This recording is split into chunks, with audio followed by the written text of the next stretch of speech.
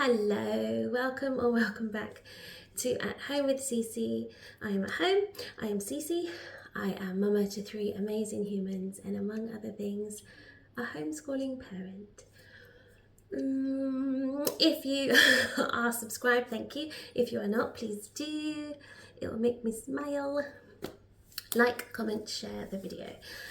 Alright, so this video is just a little update on my teeny weeny ones notebooks. In our home education environment, we don't follow a specific pedagogy to the T.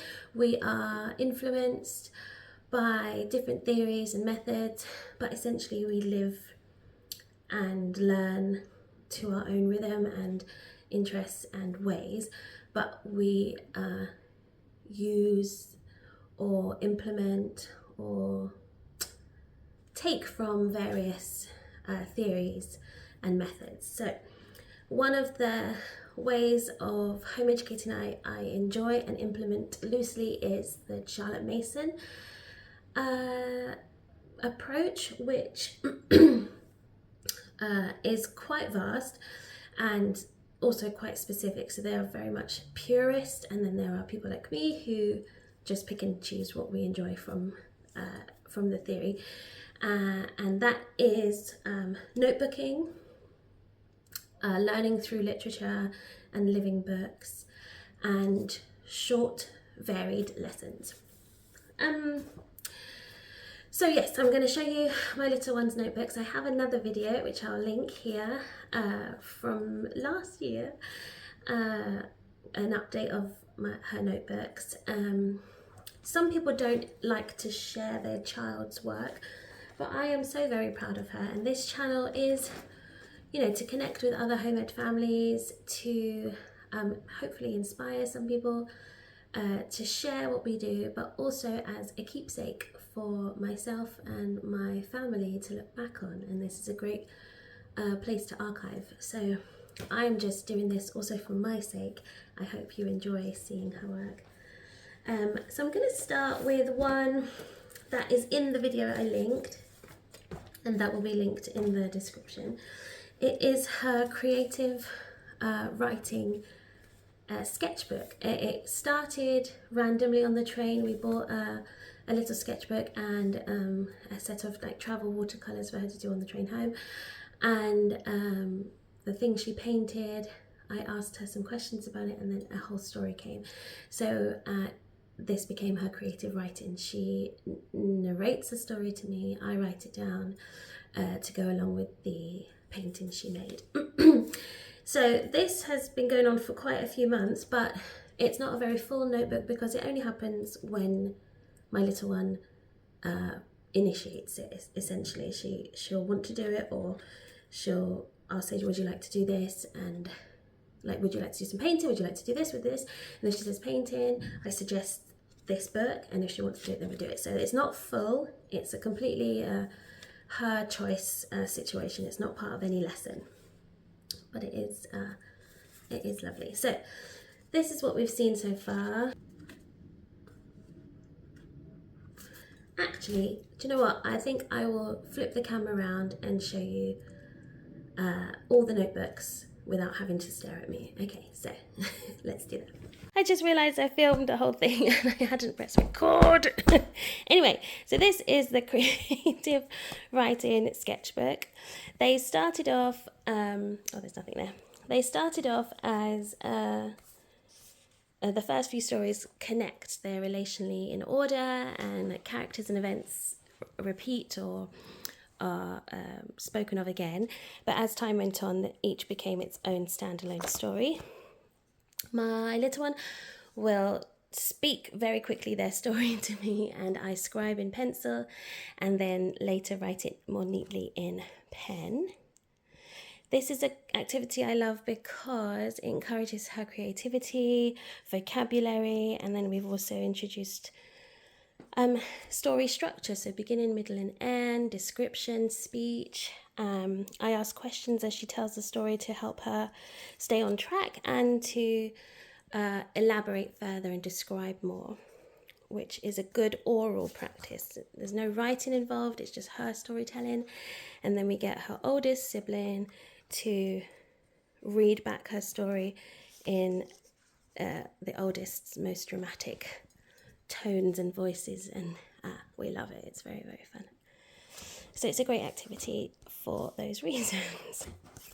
Okay, just switch to the floor because of my back. All right, so this you would have seen in that video I linked before.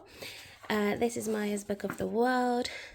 Last year we were looking at a continent each month, or 2 or 3, and then this is a notebook where Maya would put down facts and information that they remembered from our learning days. It was a great practice in memory and writing, like formation, creating sentences, artistic practice, flags, directions, categorizations, culture, and language.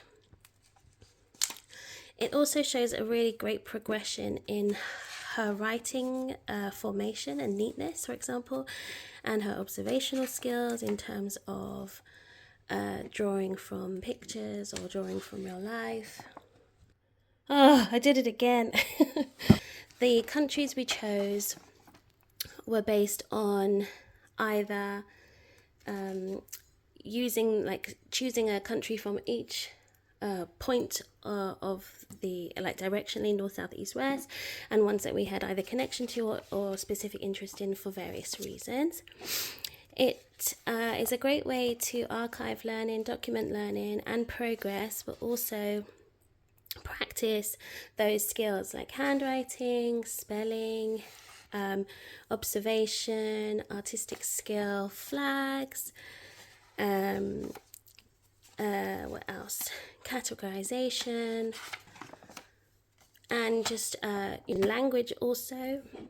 We looked at different languages and cultures. So we would colour in the countries that we focused on.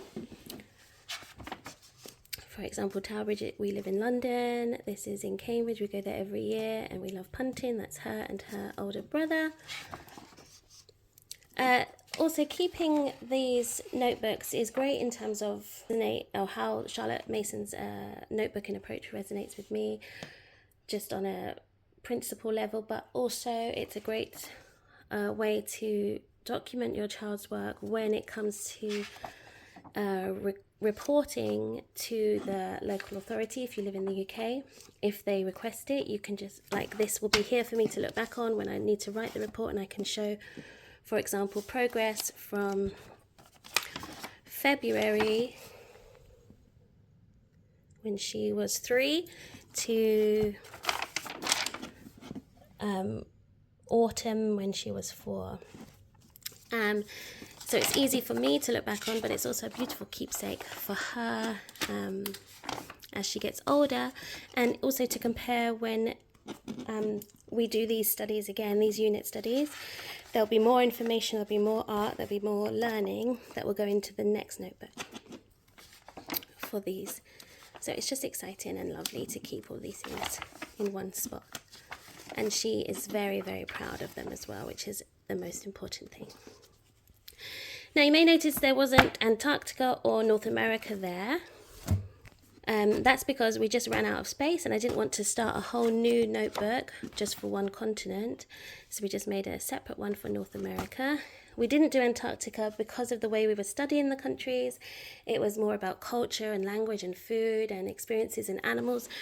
And I think a study of Antarctica would be less enriching in that way, and is best as a geological landscape study, I guess, an animal study, because there's less culture. There's not really a culture there because there's not really a human civilization there.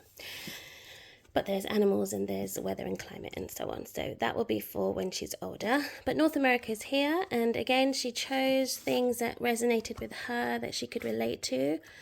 So we did where it is in the world, the Northern Hemisphere. Then we read a book, what's it called? something about St. Lucia Festival. It's a barefoot books book. I'll show you a picture when I edit. So we're looking at the Caribbean and the West Indies, which is our heritage, but it's also these groups of islands are called an archipelago. So geographically we're doing some learning there. Then she drew her own archipelago and wrote what it is. And then the countries we looked at, and parts of them or facts about them that resonated with her for personal reasons. So she loves hula, so the USA, we looked at Hawaii.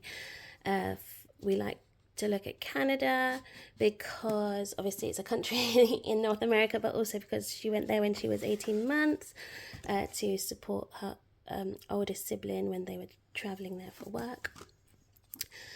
Greenland and narwhals and the fact about narwhals that she enjoyed. And then in Mexico they speak Spanish, which she is learning. So all these things are connected to her, her life, her experiences and her memories. That's what's really important about the notebook in this era of her life for us. It's not so much about learning specific facts for specific facts' sake, but to document what she knows and archive what she remembers and her memories in an educational way. Okay. All right, in the previous notebook video, you would have seen her quality of numbers notebooks.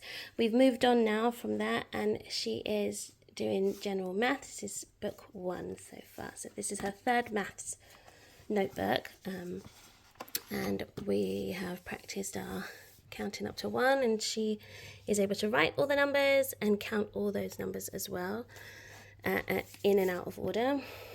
Practicing our number bonds and equations. Again, this is just this does not show the order of learning or the mastery of learning. This is just documenting lessons, and then we sometimes use her work to review, to go back on. So we'll take a page and we'll have a look and see if she remembers anything. This is not proof that she knows all of this off by heart. This is part of the learning, and we use this for review as well as documenting what she has learned in a lesson.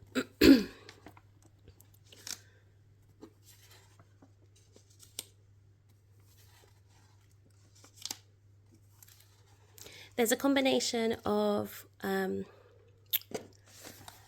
Waldorf recording of maths, Montessori recording of maths, and just my own homemade things. I guess this is Montessori as well.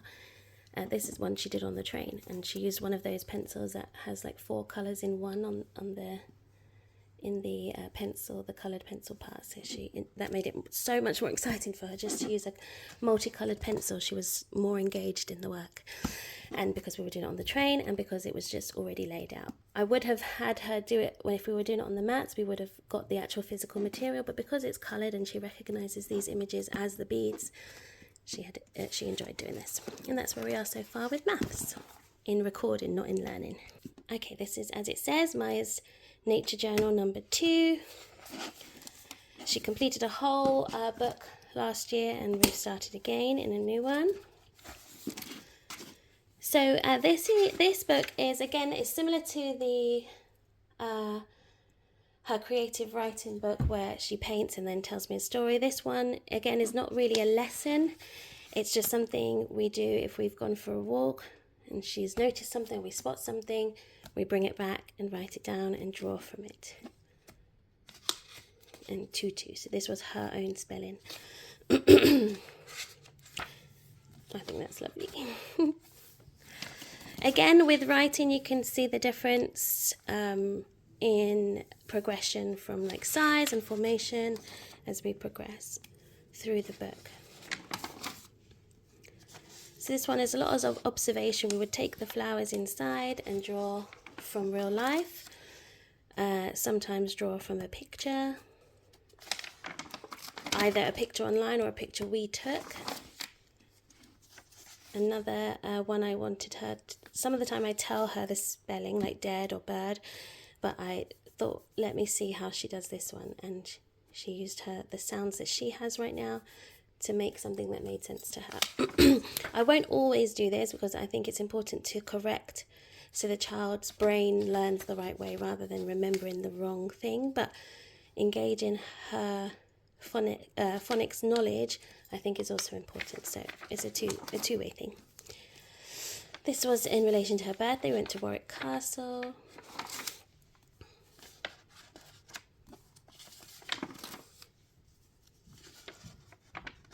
And a lot of these things, because we write them down and paint them, she is able to recall this information. So sometimes learning happens and it doesn't stay. You know, the process of learning is a fun part, but the knowledge retained is not always there. So you might spend a lot of time on a lesson and then nothing is remembered, but the way of learning or the fun you had in learning is remembered. But when you record that learning, it is held better. Like when you make a note of something, you remember making the notes, so the knowledge stays longer. That's for me anyway. Personally, that's how it helps me. If I write something down, I remember it better than if I just try to remember.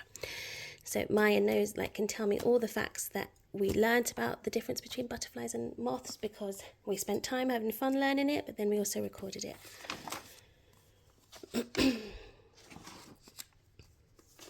A lot of work with colour and watercolour as well. Observation of nature outside and then bringing it back to the work. Sometimes we use pencil. We went on a bat walk in the night. She loved that. When she's not feeling up to it, she'll ask me to write in pencil so she can trace. But her writing is always much nicer when she does it freehand. Let me see if this one is traced, and it's less beautiful, I would say, than when she does it herself. This writing to me is so much more beautiful. But, sometimes she just can't be bothered. This was a lovely activity. She was really engaged in this and spent a lot of time doing it. Another one, I asked her to just try and use her own knowledge to spell. And then this was connected to our Asia topic. She wanted to put it in her nature journal, even though obviously we didn't have the actual flower to observe. This was drawn from a photo, which is not recommended necessarily in the Charlotte Mason approach. When you're doing nature study, you study the actual nature, but, swings and roundabouts. Her favourite apple, the Kiss About apple, which is pink inside.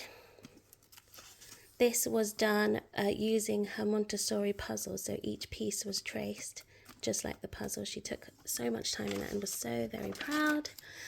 We had read a book called The Lost Happy Endings, and this picture was in it, so she wanted to draw it. This was part of a lesson. Another bird. This one was done freehand, remembering how she did the blue tit. And then we noticed frost, so we added some glitter, and I think that was the last one. All right, we're coming to the end. Charlotte Mason geography lesson book is really lovely. Just very short lessons at the beginning. We've only done lesson 1 and 2. Of course, we're not Christian or religious, so I amend as necessary. I sort of rewrote this poem, which was one of the lessons, and took out the God stuff and added my own. That made sense, but she loved the poem, and then responded in her notebook. So we've done lesson 1 and 2 so far. The reason I chose to do this, even though it's got talk of God in it, it's not throughout and it's not heavy and it's easily amendable. It's because it speaks of geography, which can be quite abstract for children, in a living way. It's like a story, it's like a conversation, and I love that. And it's really engaging for my little one and children generally, I assume. So this is her geography notebook. Eventually she'll decorate it when she's feeling confident enough. So this was her response to that first poem in lesson 1. All that I told her to, I read it maybe 3 or 4 times, each time telling her to tell me what she hears, what she pictures as I read, and these are the things that she wanted to draw. The next lesson, she narrated what she remembered from the lesson and then drew a picture to represent that learning. So I'll just read what she wrote. Oh, no, I'll read what she said. The world is round because a person in a ship was going around the earth back to where they started. If your finger was going across the table, your finger would get far away from where you started from and you would fall off, wouldn't you? If you go on a round thing, you would go back to where you started. If you started in London, you would travel in through the rivers, back to the sea, in through the rivers, back to the sea, in through the rivers, back to the sea, in through the rivers and seas, back to the ocean, and back to where you started. Our world is round. And that is the knowledge, the learning she took from this 2-page lesson. So I read this to her, we discussed it, and then she told me what she learnt and drew a picture. So this is a picture of our globe. So you looked at our globe and drew this in response. Okay, final one, I promise. This, you can see, is so rough and so used. This is her narration, but this is one of my most treasured books of hers because it's her oral narration, that we do usually at bedtime now. And she just is incredible. I have to say, she is my child. I am biased, but she is incredible at retelling a story, adding her own interpretations. Oh no, it's ripped. Yeah, adding her own interpretations and quoting it is fantastic. So we started basically this time last year with The Lion, the Witch and the Wardrobe. Then we finished and went on to Peter Pan and Wendy. So each paragraph is a chapter. We read one chapter and she narrates that. We finished this one early because it just became too much and she was not interested in it. Then we went on to Fantastic Mr. Fox.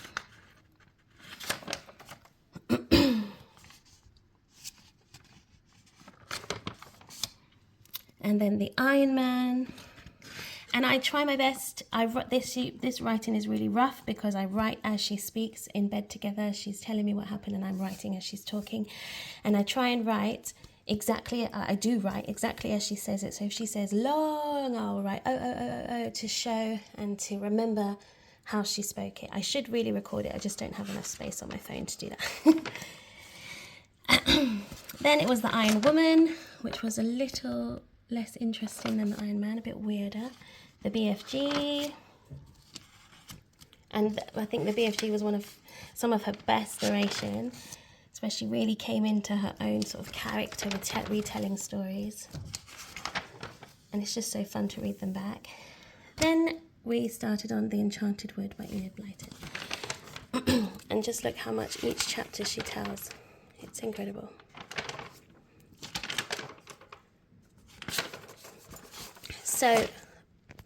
So the narration is something we do at bedtime, and it's, one story. So I can't remember how many stories in there, maybe 7 or 8. But that's not all the stories we read. Those are the big books, like novels that we read at bedtime, specifically for narration. We read so many other books. Just earlier this week, we finished The Wizard of Oz. We were reading The Wizard of Oz and The Enchanted Wood. The Enchanted Wood at bedtime, The Wizard of Oz in the evenings, and she just loved it. We read so much of that so quickly. So this is not all her reading. This is specifically for narration. We're reading it so much throughout the day. But anyway, I hope you enjoyed looking at my little one's notebooks. I'm very proud of her, and I just love keeping these as keepsakes. So I would definitely recommend, even if you don't necessarily follow Charlotte Mason pedagogy, you're not interested in it, notebooking as a standalone activity in your home education, I think, is hugely beneficial for now and for later.